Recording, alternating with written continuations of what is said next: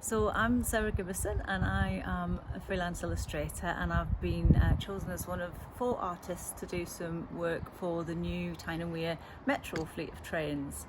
So my idea for this artwork is to go out and about on the metros, sketching my fellow passengers, but then also getting off at different stations and kind of having a wander and exploring the areas and finding interesting people and places to draw.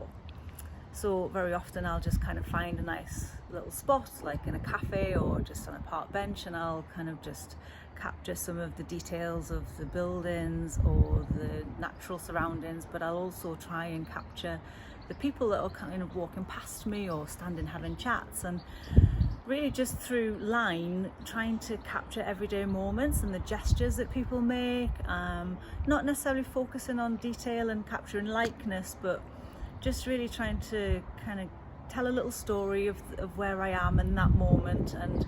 capturing what's going on around me, making a record really through sketching of my interpretation of that moment in time.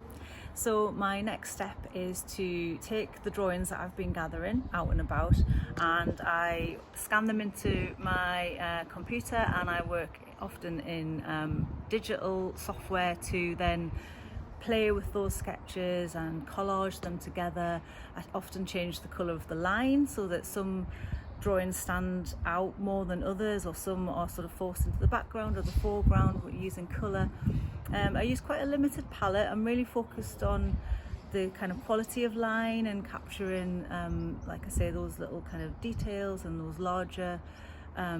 brush strokes, if you like, and kind of working those into a composition that is pleasing to look at. And my hope for this especially is because it's going to be on the trains themselves.